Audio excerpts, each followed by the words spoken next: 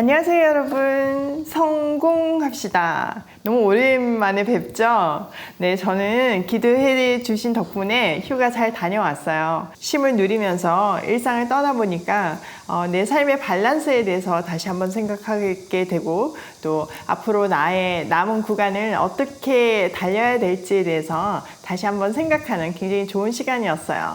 여러분들도 휴가 많이 가시죠? 휴가 가셔서 하나님과 찐 데이트하는 그런 축복의 시간이 되길 소원합니다. 자, 오늘은 이제 노아 홍수 이후의 이야기인데요. 모든 사람은 죄에서 벗어날 수가 없어요. 우리 안에 죄성이 있기 때문이죠.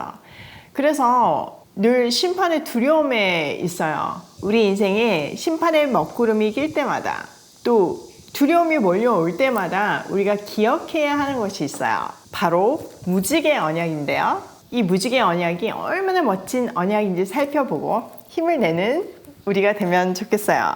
1절, 하나님이 노아와 그의 아들들에게 복을 주시며 말씀하셨다. 생육하고 번성하여 땅에 충만하여라. 하나님께서 방주에서 나온 노아 가족에게 복을 주셨어요. 그래서 이제 홍수 심판 후에 새로운 시작을 하게 되었죠. 먼저 생육하고 번성하여 땅에 충만하라 라고 말씀하셨어요. 어디서 많이 들어본 언약이죠? 네, 맞아요. 초기 인류인 아담과 하와에게 주셨던 축복의 말씀이에요. 이것은 복이기도 하지만 우리의 사명이기도 하죠. 자, 2절. 땅에 사는 모든 짐승과 공중에 사는 모든 새와 땅 위를 기어다니는 모든 것과 바다에 사는 모든 물고기가 너희를 두려워하며 너희를 무서워할 것이다. 내가 이것들을 다 너희 손에 맡긴다. 살아 움직이는 모든 것이 너희의 먹거리가 될 것이다. 내가 전에 푸른 채소를 너희에게 먹거리로 준 것 같이 내가 이것들도 다 너희에게 준다. 자, 동물들이 사람들을 두려워하고 무서워하게 될 것인데, 그 이유는 하나님께서 그것들을 사람의 먹거리로 주셨기 때문이에요. 창세기 1장에서 보면 식물들만 먹거리로 주셨잖아요. 그런데 홍수 이후에 동물들까지 먹거리를 주셨어요. 그 이유는 원래 창조 질서는 자연이 사람에게 순종하게 되어 있었죠. 많은 소산물을 내어서 사람들을 충만하게 하고 공급하는 것이 그 질서였어요. 그런데 인간의 타락으로 인해서 땅도 저주를 받았고 엉겅퀴를 내기 시작했고 소산물들이 나지 않기 시작했어요. 그래서 질서 유지를 위해서 이런 짐승들까지 주는 방법을 주신 거죠. 그러나 종말에 창조 질서가 완전히 회복되었을 때는 다시 서로 무서워하지 않고 평화를 누릴 수 있게 되어요. 이사야서 11장에 보면 어린 양과 이리가 서로 막 같이 지내고, 또 어린 새끼 사자와 송아지가 함께 풀을 뜯고, 젖먹이가 뭐 독사의 굴에 손을 집어넣어도 어떤 해를 입지 않는 장면이 나오잖아요. 그런 온전한 회복이 세상 끝날에는 반드시 올 것이라고 예언서들이 얘기하고 있고, 또 요한계시록이 말해주고 있어요. 자, 4절. 그러나 고기를 먹을 때 피가 있는 채로 먹지는 말아라. 피에는 생명이 있다. 생명이 있는 피를 흘리게 하는 자는 내가 반드시 보복하겠다. 그것이 짐승이면 어떤 짐승이든지 그것으로도 보복하겠다. 사람이 같은 사람의 피를 흘리게 하면 그에게도 보복하겠다. 사람은 하나님의 형상대로 지음을 받았으니 누구든지 사람을 죽인 자는 죽임을 당할 것이다. 너희는 생육하고 번성하며 땅에 편만하여 거기에서 번성하여라. 자, 생명의 존엄성에 대해서도 말씀하세요. 비록 짐승을 먹잇감으로 두셨지만 핏째 먹지 않음으로 해서 생명을 함부로 취급하지 말라고 가르쳐주고 계세요. 또 하나님의 형상대로 짐을 받은 사람의 존엄성에 대해서도 말씀하시죠. 또 다시 한번 홍수 이후에 인류의 새 출발에 앞서서 생육하고 번성하여 땅에 충만하고 번성하라고 축복을 주시고 있어요. 이것은 다른 말로 하면 창조 질서가 회복되는 삶을 살아라는 뜻이에요. 다음은 이제 노아와 언약을 맺는 내용인데요. 한번 볼게요. 8절, 하나님이 노아와 그의 아들들에게 말씀하셨다. 이제 내가 너희와 너희 뒤에 오는 자손에게 직접 언약을 세운다.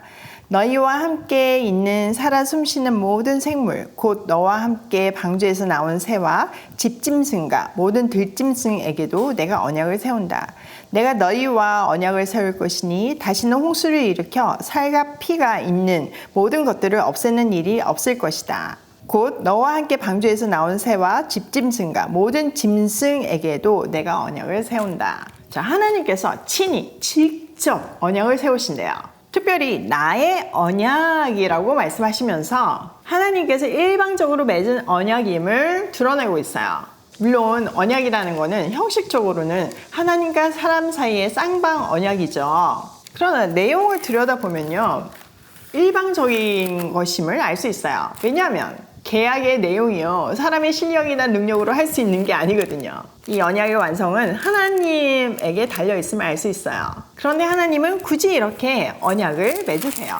또한 이 노아 언약의 특징은요, 노아 가족뿐만 아니라 방주에서 나온 모든 생명체, 그들과도 세우시는 언약이에요. 즉 노아 언약에는요, 자연계가 포함되어 있어요. 회복을 얘기하고 있는 이사야서를 비롯한 여러 예언서나 또 로마서에 보면요, 인간의 구원에 자연의 회복까지 말하고 있잖아요. 세상 끝날에 이루어질 이 온전한 구원이 노아 언약의 성취가 될 것이에요. 자, 11절 하나님이 말씀하셨다. 내가 너희 및 너희와 함께 있는 숨쉬는 모든 생물 사이에 대대로 세우는 언약의 표는 바로 무지개이다. 내가 무지개를 구름 속에 둘 터이니 이것이 나와 땅 사이에 세우는 언약의 표가 될 것이다. 내가 구름을 일으켜서 땅을 덮을 때마다 무지개가 구름 사이에서 나타나면 나는 너희와 숨쉬는 모든 짐승 곧 살과 피가 있는 모든 것과 더불어 세운 그 언약을 기억하고 다시는 홍수를 일으켜서 살과 피가 있는 모든 것을 물로 멸하지 않겠다. 무지개가 구름 사이에서 나타날 때마다 내가 그것을 보고 나 하나님이 살아 숨쉬는 모든 것들 곧 땅 위에 있는 살과 피를 지닌 모든 것과 세운 영원한 언약을 기억하겠다. 하나님이 노아에게 말씀하셨다. 내가 땅 위에 살과 피를 지닌 모든 것과 더불어 세운 언약의 표다. 자, 하나님께서는요, 다시는 홍수로 심판하지 않을 것이라는 것을 약속하시면서 그 언약의 표로 무지개를 주신다고 말씀하세요. 자, 히브리어로요, 무지개는요, 활이라는 뜻이기도 해요. 무지개를 보면 활같이 생겼잖아요. 뭐 히브리어뿐만 아니라 영어에도 보면 레인보우, 활이라는 의미가 들어있잖아요. 또 하나 너무 감격스러운 거는 하나님은 다시 심판하지 않으시는 약속으로 이 무지개를 주시고 또한 이 무지개를 통해서 하나님이 스스로 이 언약을 기억하실 것이래요. 그러니까 사람들에게 이 무지개를 통해서 내가 지금 그 언약을 기억하고 있다. 사람들이 막 두려워할 때마다 내가 지금 그 언약을 지키고 있다. 이렇게 알려주시겠다는 것이죠. 한번 생각해 보세요. 홍수를 경험한다는 것은 엄청난 트라우마예요. 그것도 완전히 쓸어버린 전 지구적인 심판이었잖아요. 노아의 가족은 비록 구원은 받았지만요, 1년 동안 그 방주 속에서 그 심판받는 것을 경험했어요. 또 방주로 나왔을 때 시체가 즐비했잖아요. 모든 것이 폐허가 된 것을 보면서 그들은 심판에 대한 트라우마가 생겼을 거예요. 자, 이쯤 되면 비가 조금 와도 또 심판 아니야? 막 먹구름이 조금 끼어도 또 심판이 오는 거 아니야? 이렇게 생각할 수 있잖아요. 하나님은 그렇게 두려워할 수 있는 그들에게 무지개로 확인시켜 주시겠다는 거예요. 안심시켜 주시겠다는 거예요. 또 이 언약은요, 영원한 언약이라고 말씀하셨어요. 영원한 언약. 영원한 거 하면 떠오르는 거 있지 않으세요? 네, 맞아요. 예수 그리스도예요. 이 무지개는요, 예수 그리스도를 예표하고 있어요. 요한계시록에 보면 어린 양이 등장하면 항상 무지개도 등장하잖아요. 보좌에 무지개가 둘러쳐져 있잖아요. 요한계시록뿐만 아니라 세상 끝날을 보여주는 묵시문학인 에스겔서 같은 데도 보면요, 무지개를 주님의 영광이 나타나는 모양과 같다고 표현하고 있어요. 이렇게 무지개는요, 어린 양을 예표하고 있는 거죠.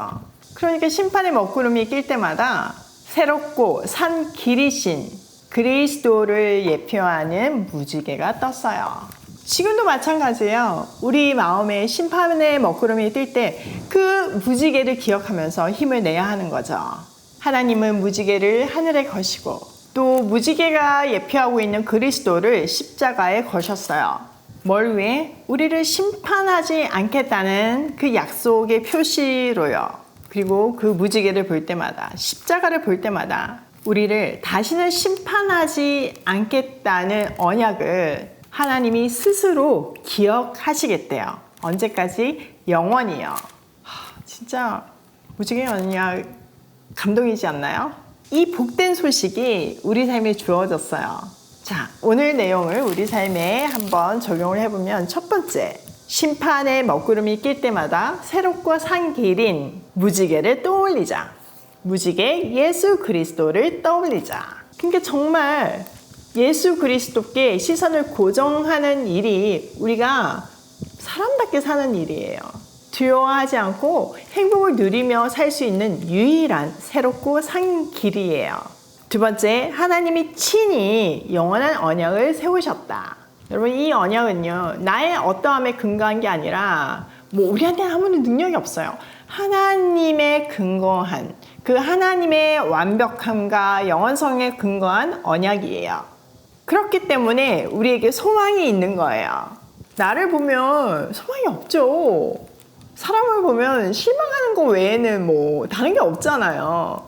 그럼 우리에게 소망이 있는 것은 바로 하나님이 자신의 근거한 영원한 언약을 우리에게 세우셨다는 거죠.